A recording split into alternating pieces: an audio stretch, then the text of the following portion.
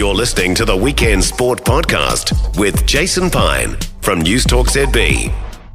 Let's go to basketball. It'll be a Canterbury-Auckland final in the Men's National Basketball League tonight. The Canterbury Rams dethroning the National Basketball League defending champions, the Otago Nuggets, winning last night's second semi, 114-103. Just lost a little bit of focus and discipline. As Galen Smith makes it emphatic with an 8-point lead.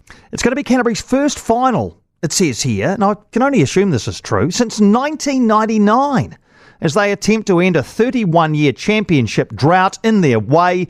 The Auckland Tuatara, who sealed their spot the previous night, beating Franklin 92-67. Let's bring in former Tall Black breaker, Sky Sport commentator and basketball analyst Casey Frank. Casey, have we got the best two teams in the final here? I think playing basketball right now, when you look at over the last 5 games, the offensive, advanced stats will show you that this is the best team, the most efficient team in the Tuatara, and the second most efficient team in the Rams. I think throughout the course of the season, the Nuggets look to be one of that powerhouse teams that we expected to be at the top. But the way that the Rams were able to reload during the season, bringing Corey Webster in and Galen Smith, that gave them just a level of depth that the Nuggets weren't able to match. And I think, you could easily argue that these are the two best teams over the course of the season. I look at Corey Webster's stat sheet from last night, 24 points, including 4 from 7, 3-point shooting, 6 assists, a couple of rebounds. How much of a factor will he be for the Rams tonight as they look to break this long-standing drought? I think he's going to have to be a huge factor. Anytime you're in a finals position with Corey Webster on your team, you can pretty much expect to have 20 points from him, but it's the way he gets that 20. If he's able to get it with that level of efficiency that he played with last night, especially in the one-on-one game where he really dominated a few matchups that just gave him a lot of space and he was able to go to work, that's just such a valuable weapon to have. And I think especially when you're bringing him in off the bench against sometimes a fatigued first unit, or if you're matched up with the other team's second unit, that becomes an even bigger advantage. So at this time of year, he's a guy who's experienced a lot of finals basketball at many levels, and he hasn't basically stopped playing finals basketball this year since he left the first Wildcats, went to Serbia, went to Africa, and straight into this. So he's well-traveled. He's such a pro. He's not flustered by anything, and I would expect a huge performance from him tonight. Yeah, he's certainly got his eye, and that's for sure. The Tuatara finished top in the regular season, 13 wins from their 18 regular season games. Didn't seem to have too many problems with the Franklin Bulls the other night. What were the keys to their success across the entire season for you, Case? Well, first and foremost, the way that Rob Lowe has been playing. He's playing with as much freedom as I've ever seen him. He really took on a lot of leadership role with this team as well.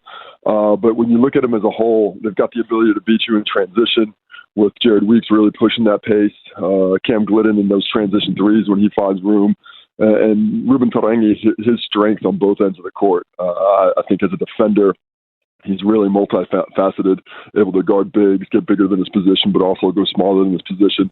And offensively, I think he really just showed his class when he needs it most. He can overtake those same matchups on the other end, go inside against the guys he's bigger than, and take out the guys who he has more speed than out to the perimeter and hit that 3-point shot.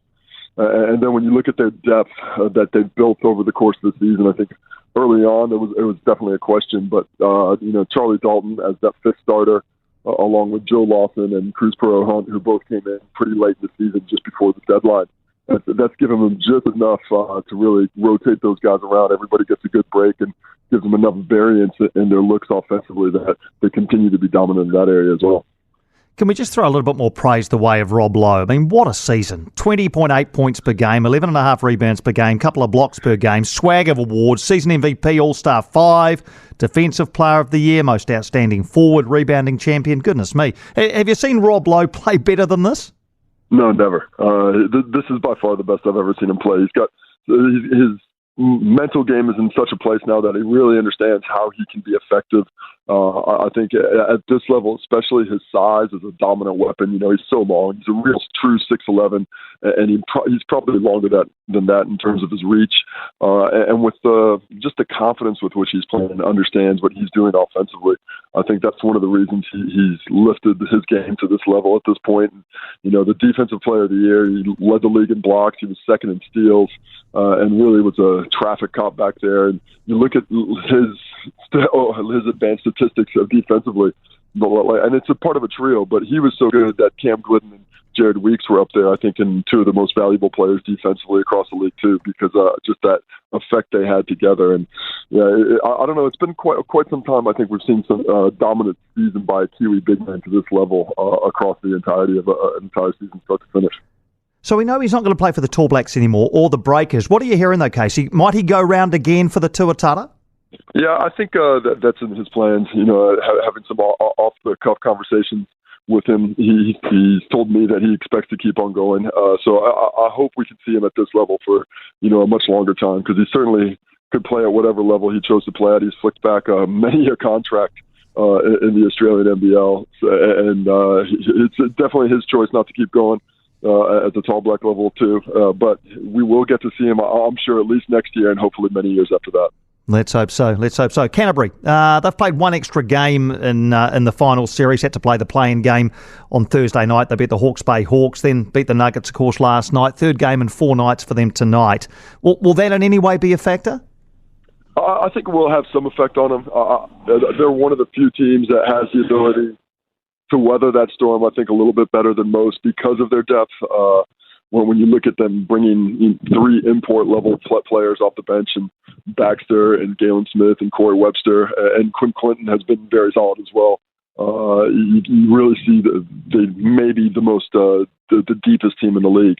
That said, they still had a really tough game last night, definitely a tough overtime game against Hawke's Bay. So there's not going to be as much in the tank as towards the start of the week. And back-to-back is always difficult, even more so when the opposition was sitting there watching your game, picking up everything they could.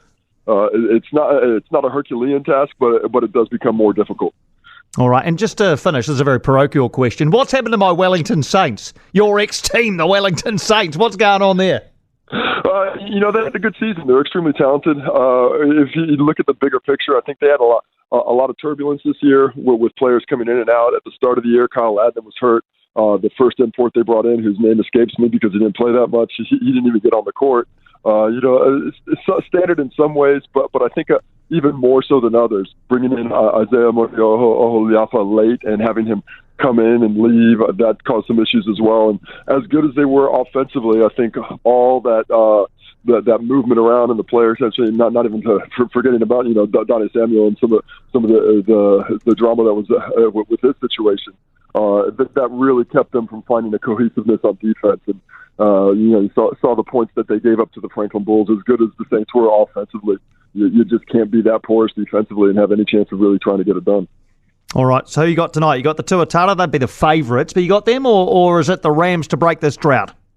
Coming in, I thought the Tuatara might be upset. It was my pick to go with the Otago Nuggets, but seeing it in that first game and really pouring over the statistics and seeing how I think they'll be able to take advantage of the Canterbury Rams team, I'm going to go with the Tuatara. I think they're going to bring it back up to Auckland, and unfortunately for those Rams fans, it's going to be another year added to the since '92 drought. All right. Coverage starts 5:30 tonight at Sky Sport 3 in Prime with yourself and Andrew Mulligan, no doubt. Case, always good to chat basketball. Thanks for joining us, mate. No, thanks for the time.